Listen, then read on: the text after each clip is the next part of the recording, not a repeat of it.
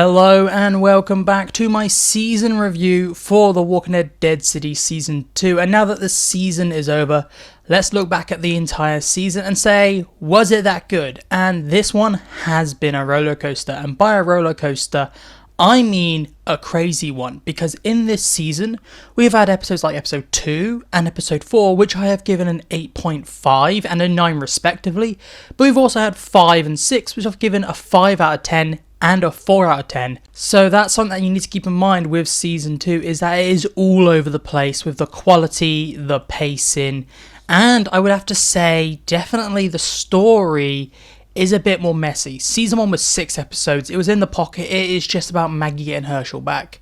However, season 2 has 8 episodes, I think that's a win, we can definitely flesh out some storylines some more.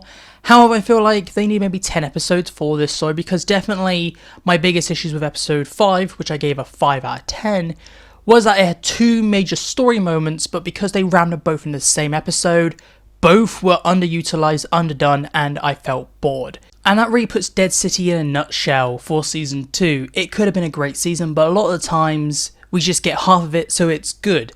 This season in a nutshell is just good a lot of the time.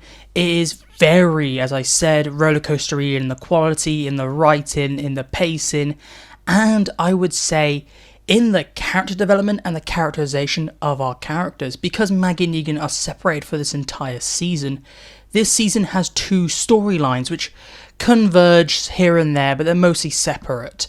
The problem with that, 8 episodes maybe isn't enough of this type of storytelling, solely because I feel like in most episodes, one character suffers so the other character can have their moments. Like, I feel like Negan suffers in episode 1, and he is really annoying in half these episodes, because he's in a buffer so that Maggie can do something to catch up to where Negan needs to be in a certain position so Maggie can interact with him. And I feel like that's what first half of the season is with Maggie, back half it flips. And it's Negan's doing all these things and Maggie's in a buffer zone, especially in the final episode. Maggie's in a massive buffer zone for most of the entire episode, so that Negan can be Saviour Negan for a bit before he goes back to being Negan. And I feel like it's a lot of flip-flop of one character's in a buffer zone, one character's doing very little, and the other character's doing a lot. I think the only episode that gets this balance right is maybe episode 7. I feel like it balances Maggie and Negan well, and both characters go on a very filler plot, but it's a very good filler episode. I really enjoy episode 7 with the balance of Maggie and Negan, but it is a juggle that I feel this season fails or doesn't do great, it just does okay a lot of the time. And if I had to say which character definitely suffers more, I would say Negan. I feel like Negan is poorly written in a big chunk of this season. I just find Negan annoying a lot of the time. With season 1 ending with Negan feeling like he's gonna take up this mantle, season 2 picks up with him saying no a year later, and is about him just being blackmailed to do this with Annie and Joshua, which actually make a small cameo in this season just for Negan to be like, send them back. Negan, just in half these episodes, is just really dumb and really poorly written.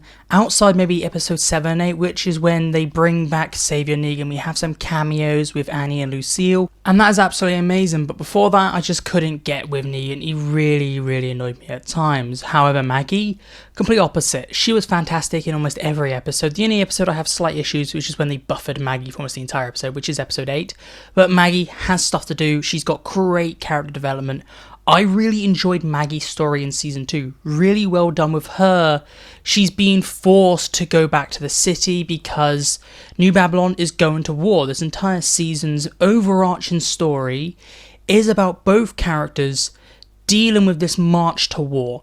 You have Negan trying to get the island ready for war and how that fails, and you have Maggie being dragged along with New Babylon as she's been conscripted to go to war.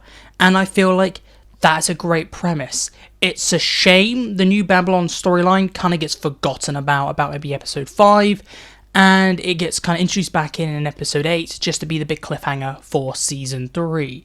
It could have been something more, but because you bring these characters in such interesting ways, Maggie, amazing. She gets some great storylines, and definitely some characters I want to talk about which are big wins.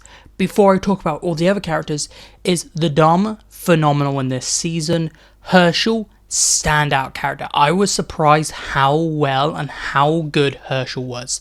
I knew he was going to have a darker storyline going into this season, but how well done it was and pairing him with the Dharma, absolutely amazing, because it helps develop both Herschel and Maggie in interesting ways. Amazingly done. Can't wait to see what they do with Herschel in season 3. And Bugle, amazing, great antagonist for this season. Goes out in a fantastic way, introduced in a fantastic way. Definitely one of the highlights. And now negatives. Everyone else, just definitely other side characters like Jenny, poorly written the entire season. She exists solely so other things can happen. She exists so that she is there in episode 6, so that Negan has her in episode 7, so that he can then go off and realise he needs to be Saviour Negan, so that she is then ill, and then bam, spoilers, not going to spoil, something happens in episode 8, which leads to Negan not being killed by Maggie. And I'm like, Jenny, you're not a character, you're a MacGuffin. That's all she does this entire season. She gets injured in one episode, refuses to tell everyone, and then it leads to her getting really unwell. I'm like, Jenny, you just had a cut. You could have just been like, Maggie, I'm injured. Or Pearly, I'm injured, and they would have helped you. But no, Jenny really annoys me. And talking about Pearly as well, underutilized. Pearly is meant to be by the end, the sole New Babylon character. He just reacts to a lot of stuff. He is present for a lot of things, but doesn't take any active roles. And near the end, when Jenny can't be the MacGuffin, Pearly ends up being the MacGuffin, removes the flamethrower from Bugle so that Negan can do the epic lineup. It's a lot of annoying things with the small characters so that amazing moments can happen later on. And I'm like, you could have got there in different ways, not to turn your background characters into just plot devices. And I think that's probably my biggest issue with this season, is that the background characters suffer so much. And I also need to mention the cinematography and the aesthetics are just so much nicer in this season. I really disliked the darkness and neon blue aesthetic of season 1. Season 2 completely dropped that. We got a more natural look. And it feels more like The Walking Dead. It looks nicer. Even though this doesn't film in New York anymore, you cannot even tell. I think they filmed in Boston or around that area. And it still feels like New York. I really like how Central Park was a big part of this season. It's a really great season to watch and look at. It's just you have those, as I've said many times, half decent ideas. This season also has lots of really great moments.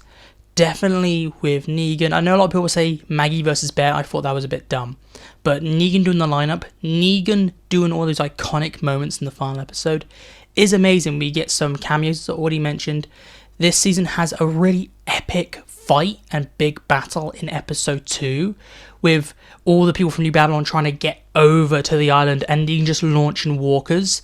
And that's just so amazing because the season is filled with lots of moments like that. It is such a unique and engaging season because there's so many very interesting and cool ideas crammed into this season and lots of callbacks, which I really like. However, there are some little nitpicks, and this is not really against the season, it's just things every time I watched one of the episodes in season 2, I noticed it. And that this doesn't feel like a solid season 2 compared to season 1. And what I mean is that season 1 and season 2 just feel too different. This is not going to affect my review in any way, but I do want to mention that where are all the walkers from season 1? In season 1, it was very well established that the ground level was swarmed. You had mega hordes going around the ground, and everyone had to live up in the high rises, up in the towers, and had to travel by the rooftops using zip lines and everything like that. Season 2 completely drops all that, and our characters are going around Manhattan on the floor like nothing. I just thought, what? That's gone. I really enjoy, even though I had lots of issues with season 1, I really enjoyed how they made Manhattan feel unique. Season 2, it could as well be Atlanta. There's no uniqueness, we don't see mega hordes anymore. We don't have our characters travelling through the rooftops. They're all walking around on the ground. I don't like that. Doesn't feel like Dead City Season 2. Also, the creative weapons from Season 1 are gone. Our characters in Season 2 just seem to use normal melee weapons like swords and spears, and there's no creativeness. Season 1 had those weird, grappling hook guns. We also had our characters walking around with knives attached to motorcycle helmets. none of that is really in season 2. The creativeness of season 1's apocalypse is not in this season. Season 1 did a lot of creative things, and I might not like all of it, and season 2 seems to have completely dropped it all and done its own thing. And it's weird because it's the same showrunner. So how have they changed so much between 2 seasons? I just find it odd and just wanted to talk about it. And I moved on to my conclusion, and I would say overall The Walking Dead Dead City Season 2 is a very mixed but good season. That's what I'd say. It's a mixed but good season. And I would give this maybe a 6.5 out of 10. It's better than average TV, but it is not phenomenal. It is just a 6.5 out of 10. It won't even get a 7 just because of how all over the place a lot of things are. We have things like, I really like episode 8 and the lineup. I really like how unique battles are in this season. I like the sets. I like the locations. I like all that. But then you have things like Jenny and Pearlie, which are bringing my review down. You have episodes like 5 and 6. So this season is really dragging me all over the place. It has great moments and bad moments. I think I cannot justify giving it a 7, but I feel like it deserves only a little more than a 6. So a 6.5. However, this is just my personal opinion. So please tell me down below. Do you like this season? Do you hate it? What's your favourite moment? What's your least favourite moment? Please tell me down in the comments.